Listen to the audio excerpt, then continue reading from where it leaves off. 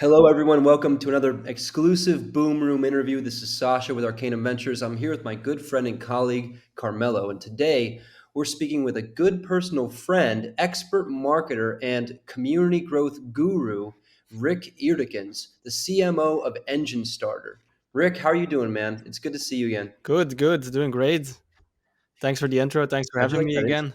intro? Yeah, it was a solid intro, right? Yeah, It's a great intro. I was afraid of butchering your name, to be honest. Rik Eerdekens.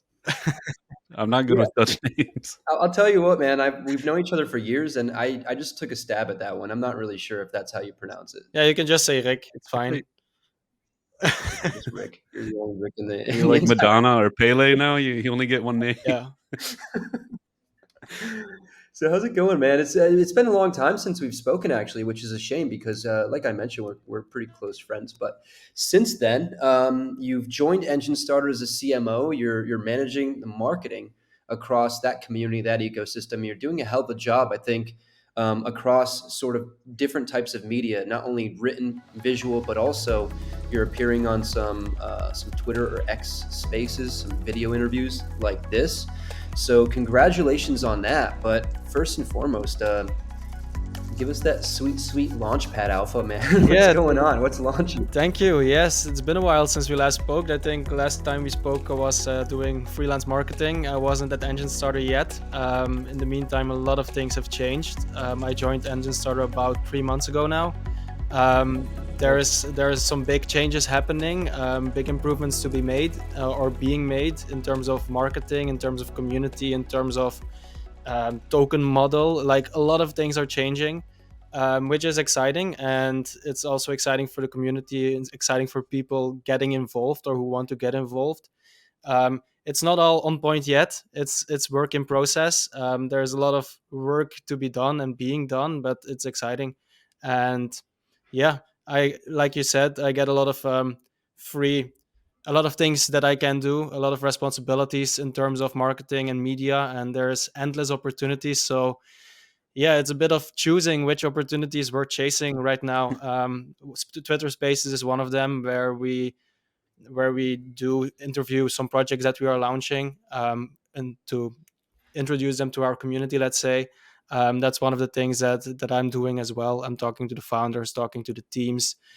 Super interesting experience. It's fun to do as well. We also want to get more into YouTube, into more visual content. So those are some other ways to even to explore more the media landscape.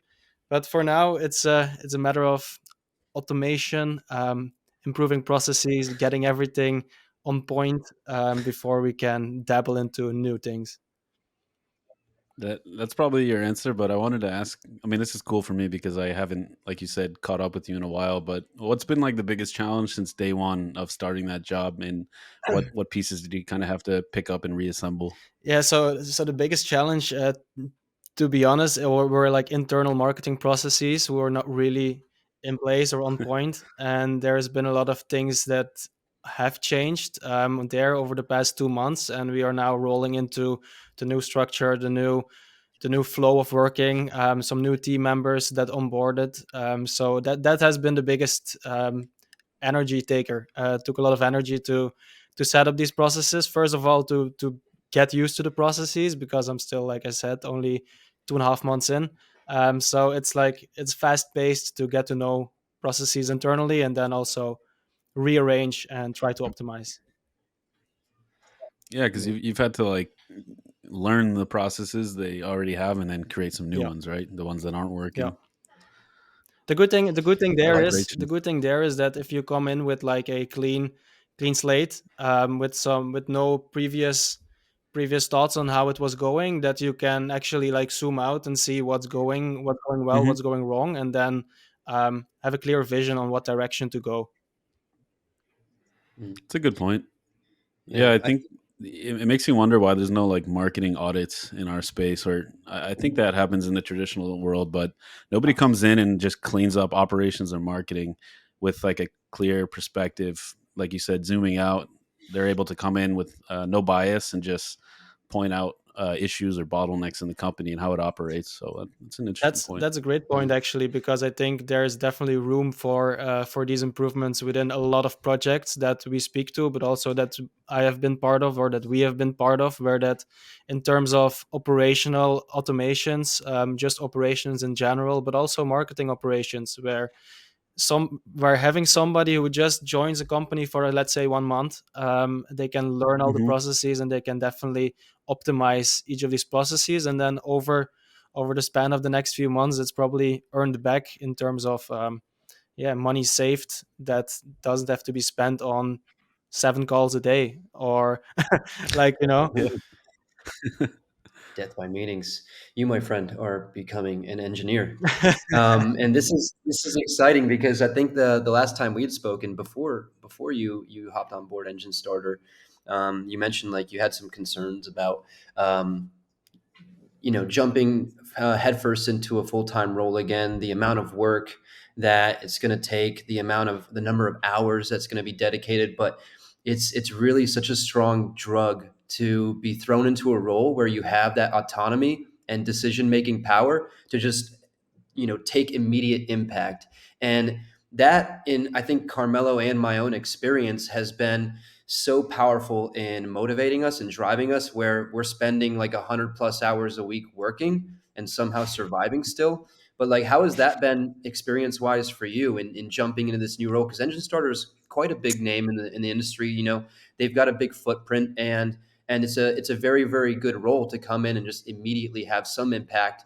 And also in the world of marketing, making changes, you see the results very quickly, which is even more of a drug, really.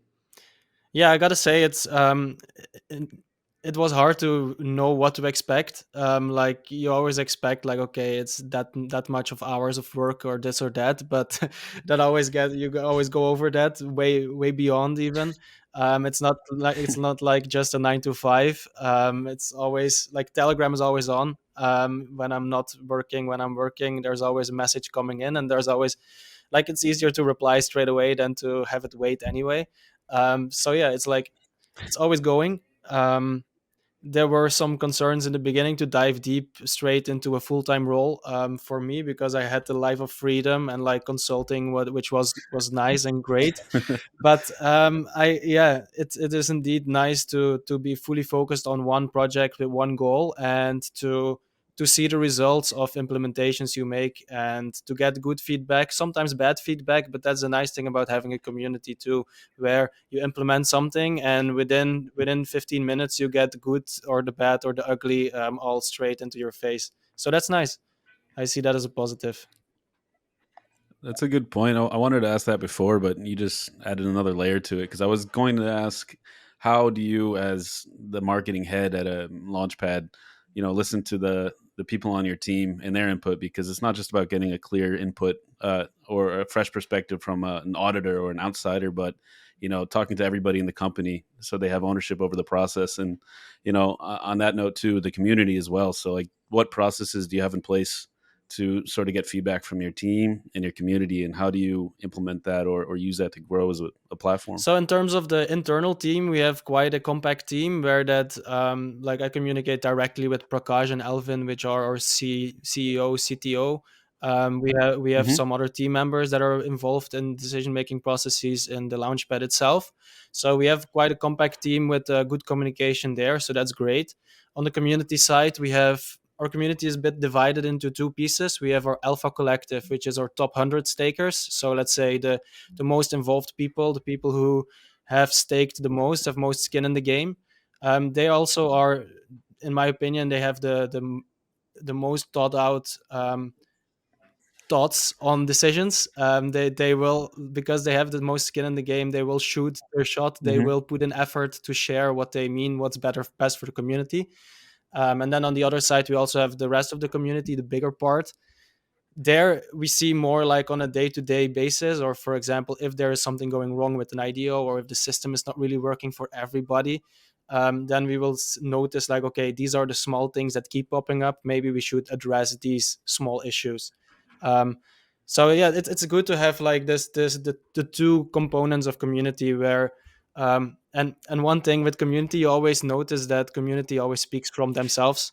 People only Hmm. think about themselves, not about the bigger picture, and that's a bit of the hard part So greedy. as being a launch pad, where you have to facilitate community projects and also make revenue. So there's like a lot of things to keep in mind, but most of the times, like, feedback from community is only community focused, or even Mm. I'm this part of the community, so I only think about my role within the community. Um, but yeah, it's like that's the game of launchpads, where you got to find a balance of being Mm. facilitating everyone.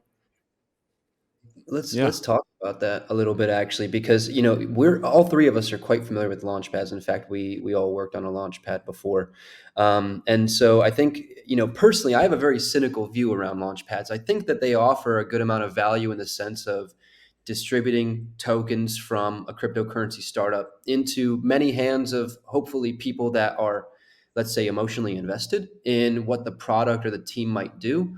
But we've seen a lot of launchpad models kind of devolve into ecosystems where people are just hoping for quick pump opportunities, quick returns, early exits, etc. And so that's one of maybe the biggest challenges in the spaces of launchpads, is like preventing that decline into like that sort of degen esque landscape. So what are you guys doing to try and maybe educate your community more, engage your community more, help them understand some of the projects that you're partnered with, you're working with, and helping take to market?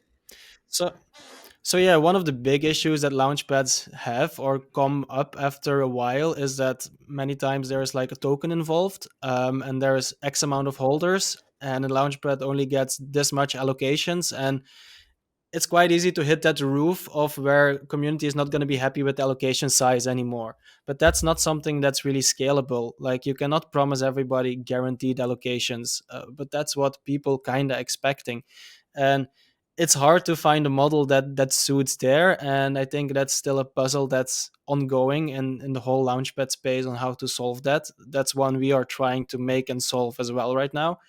Um, what's my thoughts on launchpads and pump and dump launchpads, etc. Nowadays? Well, I think it's still a good model. I think it's mainly also for like marketing purposes. We see that, for example, some tier one launchpads are using other launchpads as a marketing outlet, because like it's great that for example, I'm just gonna give you some names. Let's drop some alpha. But Hot takes. like, for example, a CDFI, which is one of the most established launchpads in the space right now, I would assume. um, if there's Mhm. like some allocation left, they would say like, okay, yeah, give that 150K allocation to Enjinstarter, because then we get another 170,000 eyes on us, and it doesn't cost much, right? um, so sometimes I think like launchpads are also more like a marketing outlet, apart from a token distribution model. um, what was the other question? Because I think you touched on something else there. That's interesting, man. I want to hit each of these points actually. They're Okay. all in like a list of questions that we want to discuss with you, because you've Sure. got an interesting perspective. But going back to the idea of users that are on the engines, or that are in the engine starter ecosystem, they've got access to investment opportunities for many different types of projects coming to market. Not only like just Web3 gaming. I know Cetify started kind of in the world of gaming, and they've also evolved quite a bit into AI, deep in, much like you guys. You guys touch everything. And so, how important is it to educate your community on like what these projects are? What do these tokens do? And that way people have an understanding of, okay, maybe this is an asset I want to invest in versus speculatively trade on listing day. Yeah. So I think education is one of the more important things that we want to focus on more, which has not been really done recently. Right now, I feel like the state of launchpads is community throws in money and they have that refund policy, and they can always take their refund if the token doesn't perform like they hope to, or if they doesn't get back the returns that they hoped. So education is not really necessary anymore compared to, like, let's say 2 3 years ago, where investors actually had to do their research, had to read a white paper, had to check on the team, had to understand tokenomics, had to understand what's the market cap and what's the fair value of this token. Nowadays, that's not necessary anymore. I feel like, because there is this phenomenon of a refund policy, that investing actually is not really investing anymore. Investing becomes throwing money and hoping it does the returns, otherwise can to always take the refund. So education kind of left the whole system, and I want to bring back education. And like, I'm exploring with this idea of, for example, a learn to earn pool. Like, if you have a hundred, like let's say 100% of a race, if we take 5% of that race and we put that in a learn to earn pool, where people do a certain quiz and then they can win allocations, or they can get an allocation, like that could be a way to introduce education a bit more, and to actually have people do their research. Because right now I have the feeling that 95% of our community doesn't even read a white paper or website anymore. They just throw money. Hmm.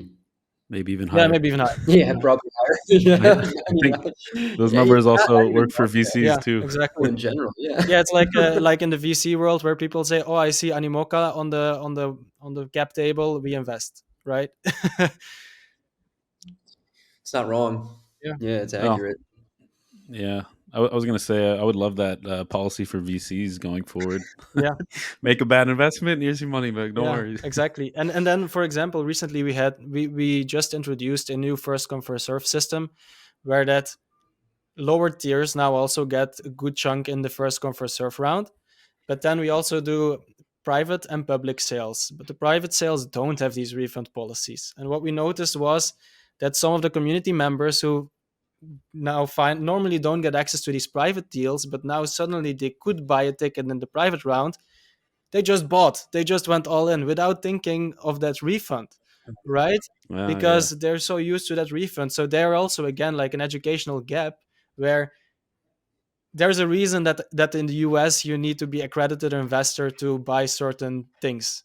Like, and I think we should introduce something like an accreditor IDO investor, so to get access to private deals, because otherwise, yeah, you get Well, stuff like this. this is really interesting because as soon as you said the idea of like learn to earn, which is a fantastic concept to incentivize education, but creating maybe like a learn to invest barrier would be interesting.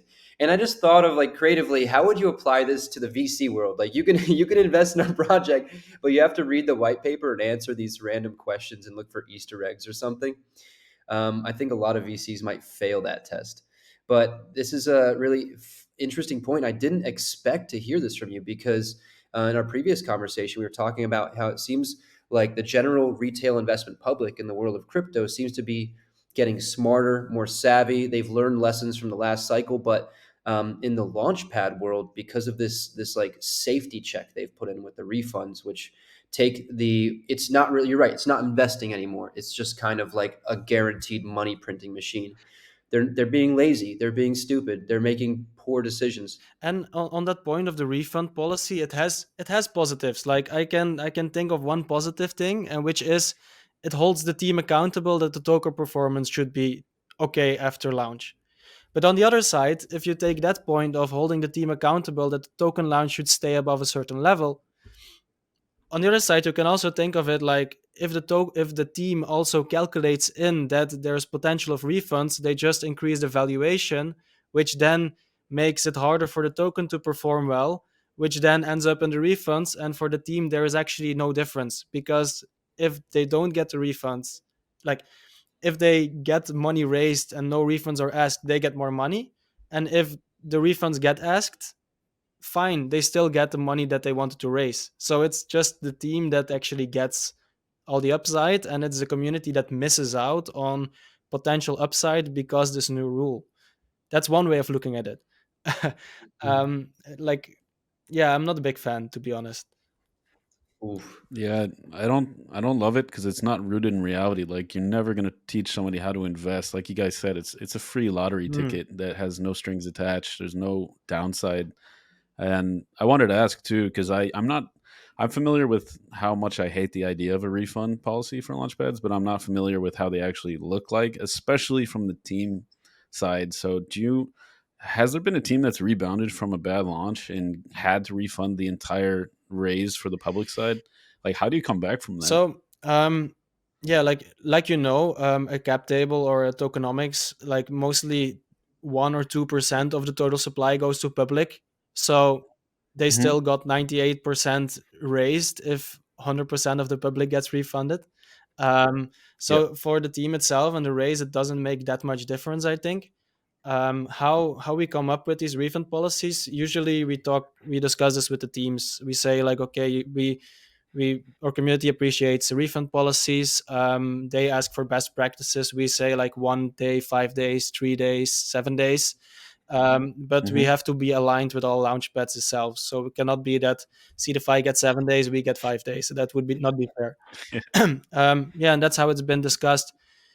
Recently, we have seen that many people have opted for refunds at recent launches, like where I think we've seen a project launching which had 70% of the money refunded. Because Hmm.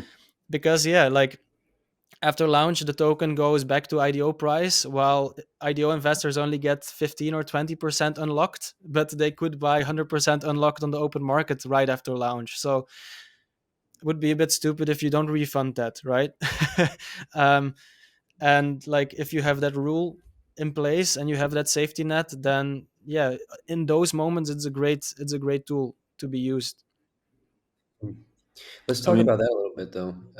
One thing I want to mention is that this policy of refunding IDO, initial decentralized exchange offering, token launches, launchpad launches, etc., has it's been around for I think over a year now. There's been a number of launchpads that have been experimenting with it, but as a result, it's created an entire new microeconomy on the market making side, and you have market makers now openly advertising and marketing to founders saying, if you go with us, we'll trade your assets in the open market, we'll provide liquidity, we'll essentially create a landscape to manipulate the market and artificially maintain your token price above this threshold for this period of days so that you don't qualify for a refund on a launch pad. And it's weird because, there's no regulation here, there's no accountability. And so they're openly saying, like, yeah, we do market manipulate and it's for your benefit. And so it's like at the end of the day, it seems like these launchpad participants and also just retail investors in general seem to be like the butt of the joke. Yeah, like me as a I've been an IDO participant as well over the past 3 years, and for me one of the most important things was get my initial or close to my initial out after the token launch. Like if you get a 20% unlock at TGE, then a token price has to do 5x, and then you get your initial out, and all the rest is free money, and it doesn't really matter if the VCs dump on you over the time that the unlocks happen, because you know that you have your initial out and all the rest that's coming is profit. And I think right now that's also how IDO crowds look at it. If they cannot get out close to initial, they might opt for that refund, because you never know what's going to happen over these 5 to 10 months of fasting, um, and if you will ever get initial out. So I think crowds then rather prefer to have their liquid money than to wait for hoping to get their money back. And that's something that's very important to keep in mind when making tokenomics, because if a valuation is too high, like you can almost say with certainty that a token is not going to get to that 5x, for example. Hmm. yeah. Yeah, that's a good point. I think VCs are also taking the same approach from what I've seen. They're like, all right, you get 5% at launch, so you need to do 20x, and there's a 3 month cliff. So 20x, I get most of my money back, and then I just ride it out and I collect free Yeah, money, assuming that it doesn't just and drive into the ground because improperly created token economics cause it to die before anybody gets their tokens, which happens and the quite a lot. sad part of that game where the VCs do this is that sometimes they buy at 1/3 of the price of the public. Yeah. So like if the public goes 2x, the VCs are actually already out of their initial, and all the rest, Yeah. like for them, it doesn't matter. Let's say VCs buy at 1 cent, public buys at 3 cents. The VCs don't care to dump the price under the 3 cents. They don't care to dump the price Hmm. under the 2 cents. But for public, that's already like losing 60% of their investment. So that's a bit of the dirty part of that game, I think, where we start noticing that that's where retail got smarter, or IDO investors actually got smarter. And for this part of the game, I think it's a good thing that that refund policy is there. People actually have the choice to opt out of an investment that maybe they had a good view on. Maybe they thought that would do well, but then looking at the launch or the execution, they lost confidence, and then at least they can still opt for that refund. Mm. So it's like insurance against them being screwed. Yeah. And the VC world is in Web3 is actually very strange. I think in the past few years, I've heard many VCs say, I don't touch equity anymore. Like equity is a thing of the past for me. And it's for one very simple reason because they get access to liquidity and some early exit option much quicker and guaranteed versus equity, right? And I think there's been a number of articles talking about how many European family offices and VCs have just had liquidity locked up in a bunch of startups or companies that they've invested in that have failed to either undergo, an IPO or a merger or acquisition, or even like some sort of future fundraise round that allows them an exit. So this is why tokens are so valuable in VC's eyes, but it really just tilts the landscape towards them, right? They have a lot of power. And then as a result, you see like this band-aid being slapped on of the IDO refund for the retail public. So it's a really strange thing. But with that being said, like I want to talk a little bit more and shift the conversation towards marketing and like the power of marketing and why it's so important here. Because in the scenario that you've described, the vesting of like 10 months, etc., very, very few projects have, let's say, launched a product in that timeline that actually uses a utility token, right? And so there's this asset that's floating around. It's not being used for anything that can create demand from users or retail public, etc. And it's just like this big speculation tornado kind of where people are betting against each other and hoping that they get some like favorable exit. And that's kind of necessary here in this space if people want to use tokens to fundraise. And one of the ways they do that is through creating marketing and content about what they're doing and why it needs to exist, right? So on that front, like how important is marketing in the Web3 economy? I think the situation you described, the market has evolved a bit, where that nowadays most of the projects actually have a working product when they get their token live. I say most, not all, but and not all these tokens are actually valuable in an ecosystem or will acquire value based on if the project will actually get users. So that's something totally different. Um, but in terms of marketing and how these projects can actually do marketing and bring value, it's yeah, it's a challenge. It's like an individual cases challenge, right? There are so many opportunities of doing marketing. There's so many ways of growing user base. There's so many ways of also evaluating your marketing. It's not that because a project has a lot of Twitter followers that the token will get value, and it's not because a token has value that the project has a lot of Twitter followers, for example. Like there's many different ways of looking at it. I think the way that you guys are doing it, for example, content marketing and positioning yourself as a as as KOLs, let's say, like you have a key opinion lead, you are a key opinion leader about VCs and in content game and crypto. I feel like that's a good thing, and projects should figure out like how do we want to be seen for, what do we want to achieve, who is our target audience, and let's create content for that. Like because if that's still the most, I think that's the most important thing, to stand out by leading, by sharing knowledge. And it's been like that for the past few years. Share the knowledge that you know, position yourself as a key opinion leader, in terms of your product or in terms of your knowledge, and build a community around that. And again, then we get back to community, where community is the key driver behind value. Um, so like without a community, you're not going to survive in Web3, because if you don't have a community, you're not going to have token holders, you're not going to have any value to your token.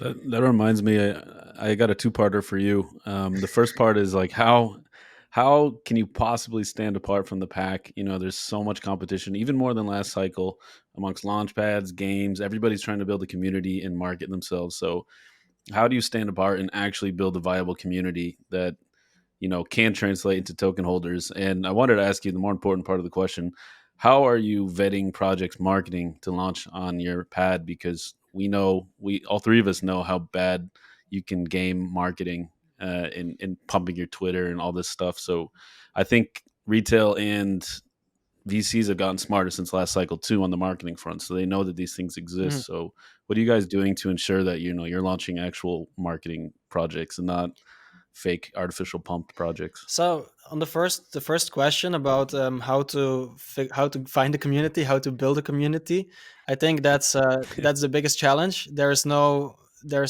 one right or wrong way. It's like figuring out, and like I said before, finding out who do you want to be your holders, finding out where are they hanging out, finding out how to get access to them. For example, if they are part of a certain, if you want to reach a certain community or a certain type of holders, go figure out what other project has that type of holders and do something with that project. Mm, That could always be a first step. And then nowadays you see a lot of these social engagement, social action campaigns where people interact with certain tweets, people join certain communities for earning points to then hopefully get an airdrop once a token goes live. That's something that we've seen working, and there's a few, some of them are partners of us as well, where like a few bigger brands which are offering this now. They offer this technology, they offer some exposure to the airdrop, and they say like, okay, by doing this with us, you get access to our community, we will tweet about you, you get 700,000 people looking at this tweet. Of if 5% of them convert, that's already great great exposure. That's great community growth. So there's projects that actually, and some of them are like they started as NFT or meme projects and then became a marketing service project, right? So that's also a great way of building your product to a valuable product that actually brings something, brings a service, brings value to other projects. That's on the community side. mm. Then the second part of the question I forgot. Yeah. So, like you obviously have to vet projects that go on the launchpad. So, how do you vet from a marketing perspective? Because I mean, it's easy for me and Sasha to vet bad token economies, and I'm sure it's easy for you now at this point because you've seen so many. But how do you vet the marketing, knowing what you know? How does the team assess new projects? Because you probably have a big inundation of projects looking to launch on Enjinstarter since it's a prolific pad. So, how do you make sure that they're not gaming Mm. or faking their marketing? Do you have a threshold too? Because in the past we've seen launchpads shut down projects for saying, "Oh, you don't have 100,000 followers on Twitter. We're not interested." Yeah. So yeah, we don't have a strict number of threshold. Like if a project is quite small, but it seems like it can grow, then we always offer like marketing advisory. We can help them growing. Um, if we believe in the project. If a project comes to me, it usually already went through some due diligence, or if they come through the DMs, then I'm the first point of due diligence. And let's say that one of the 10 projects that get to my DMs then get sent through. So, like yeah, like you say, my eye got kind of good in spotting what's real marketing, what's not. And also like if a project then convinces me with their Twitter page, for example, that it might be real, then I go and look into the team, then I go and look into the tokenomics, and then I can see like, okay, is this actually a good opportunity for a community, or is this just a team that wants to get rich? Because I think right now, nowadays, we can clearly see a difference between a project that's really building to for the success of the project, or a project that has a greedy team. uh, and like the second one we don't want, but there's a lot of these nowadays, so it's important Yeah, to distinct these two. Yeah, I absolutely. mean, that's a great answer. I wanted to just follow that up with: do you have like one quick eye test tip for marketing, especially for our viewers, that might be helpful when assessing? Maybe they're looking to get into a deal on a launch pad. Do you have any quick recommendations or something that you've learned that helps you kind of separate them in your mind? Yeah. So I would say check out the LinkedIn of the founders. That's Mm, my quick eye test tip. Why? Because a website is easy to make. All you need to have to make your website looks good is have a good web designer, and a web designer maybe cost like 5 to 10K to set up a website that looks like a tier one project. um, if people base themselves on what's on the website, all like you're gonna actually evaluate a copywriter and a web designer. You're not gonna evaluate a project. While if you look true. at the LinkedIn page of the founders, and you can, okay, saying that they're not fake, that they didn't create fake LinkedIn's, because I've seen a Netflix TV show where like crypto project made fake LinkedIn's, but that's a good eye tip. That's my tip. I think if I go beyond checking out the marketing efforts, checking out the partners, then it's the LinkedIn of the like and the tokenomics and the LinkedIn of the founders. Mm. Yeah, I it's a think good tip. we got to change our eye test format, looking primarily at the website. I mean, this is something that every investor should do, right? If you're, especially if you're investing in some asset, you want to understand where it's coming from, who's creating it, what business they're creating, and why they're doing it. And I think LinkedIn is a fantastic way of understanding. Maybe the community or following that some of these founders have built around them, the message that they're putting out there. A good founder that understands the idea of marketing and the impact that it could have, along with content, will be vocal about differentiating themselves, as you mentioned, like a key opinion leader, talking about the problems in their industry and talking Hmm. about how their company or product helps solve those problems. So I think that's a really, really good tip. Yeah, I wanted to talk a little bit about community more. And so this is a really funny concept because it means different things for different people. And more notably, on the VC side, I think it's no secret anymore.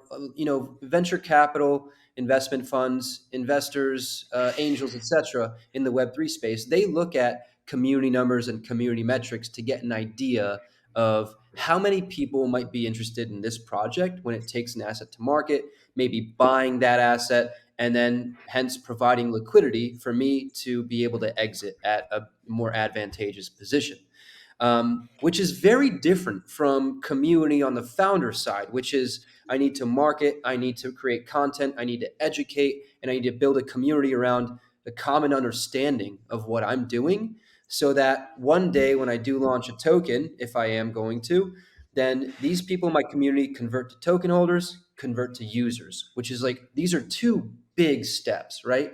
And so what kind of like tips or advice do you have on the founder side or the community side? Because this is really the billion-dollar question for any company coming to market. How do I convert my message into users coming on board? So, like, if you think of what is a community, or what's the definition of a community, it's like a group of people online that have the same goal, that want to reach the same. And in crypto, many times that goal is to make money. So, a community is people who want to make money together and who believe in a project. If if you as a founder can spin up a story, or like can actually get, I'm not just saying spin up a story, can build a product, can, Bad word. yeah, can build a product that can bring together people that believe in that product, or that want to go on that journey with you, and you can provide value to them. You can let them make money in the meantime. Then they are not only emotionally invested, but also if they can get financially invested and they can get the upside of that investment, they will stay a community member for a long time. If you, for like, one example of communities that made money and that are one of the most vocal communities, even though a project is stagnant. Like, let's say Link, for example, the Link Marines are one of the strongest communities out there. Why? Because Link has been like, you could have bought Link for 50 cents for a long period of time. All these people are up, like, they've seen many X's. They are still big in the green, so why would they even turn against their project? You don't see that with a project that recently launches, where a community invests and then it goes minus 90%. That's more difficult to keep your community happy. Hmm. um, so I think what's most important is to, like, you will see that community members stay if they make money. They will be happy if they are in the green.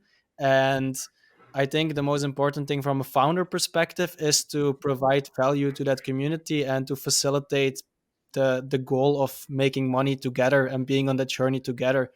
While many projects nowadays, and that's again that equation of building a project versus greedy teams. Many projects have that greedy team type of look, where they think, okay, we airdrop 2% or 5% to the supply to let our community make money, but then they're not really financially invested, they're not emotionally invested. So you're missing out on all that. You're missing out on the good stuff, and the project is not going to survive. So that's not a real community because they don't succeed in the goal of friends online and making money together. Think Link is an interesting example because the majority of people in the Link community would never use Chainlink or any data Exactly. oracle, right? Many of them weren't even developers. And so that is like largely driven by investment, which is like that's a whole other podcast episode talking about how that might classify something as a security. But on the user side, like taking a game, for example, I think marketing a game in the world of Web3 is maybe one of the most difficult things to do right now because not only are you marketing, let's say, an airdrop for people to gain tokens and then create volume and speculation after launch, but also maybe like a different, completely separate targeted airdrop to put tokens in the hands of potential gamers and players that want to come in that might not be so concerned about like speculative trading. And so, like these strategies are very different in the marketing world, right? So, like, do you see that there needs to be like more focus on traditional or Web 2 marketing when you're trying to market a product? Do you separate them from the Web 3 marketing? Do you run like completely different campaigns? I think games is a whole other, it's something completely else to discuss. Where I think play to earn games, for example, where the token is mainly used for in-game tokenomics, for in-game purchases, or to earn the token by playing. That's a token that's not going to make it in general, unless it starts with a 10K market cap. But then these tokens are not going to have any value either. So, like, I'm not a big believer in play to earn tokens slash airdrops in that front. Uh, what I like, something completely else though is like if a game has network effect, or if it's a gaming ecosystem where that many games can build on top of a token.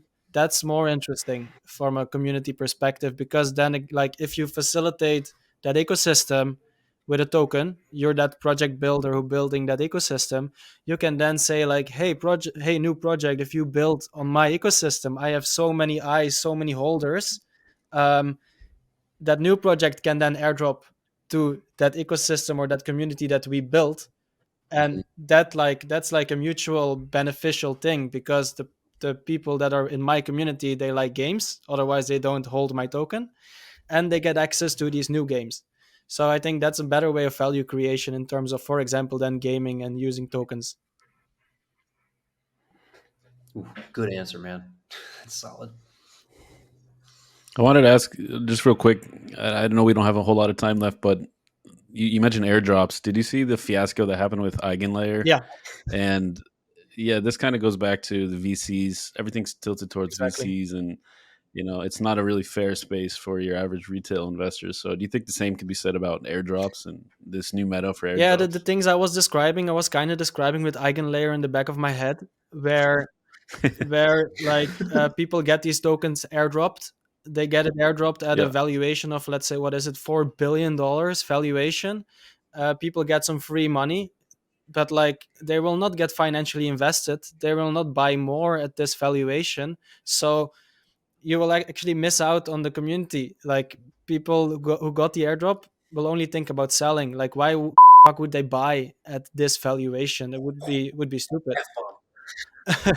And yeah, so yeah, like I agree, like it's all based on the VCs here, where then Eigenlayer team actually has to try to keep the valuation above this price, because these VCs invested at a super high valuation, and it doesn't really make sense for any retail to get involved in these valuations. Yeah, absolutely. Even for free. Yeah, exactly. Like you're not investing your money, you're investing time, which is more valuable Yeah, actually. You spend 12 months farming on a test chain yeah. only to And get the peanuts. worst thing is, like, if you're from more than these 50% of countries that are excluded for the airdrop, they didn't give that disclaimer when they staked their ETH. They only did their disclaimer when they announced the airdrop, which is like, Oof. yeah, like that's not ethical in my opinion. That's not great. That's not nice from the team. So like everybody was so talking so nicely about eigenlayer and this and that, and maybe yeah, the tech is nice, but they could have definitely made better choices in terms of their marketing, community building, in terms of token strategy. Yeah, absolutely.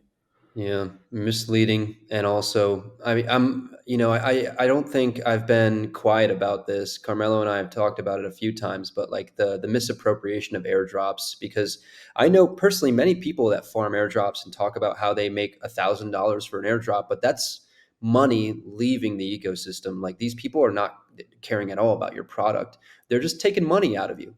And so it's just really strange that there's an entire economy of airdrop farmers.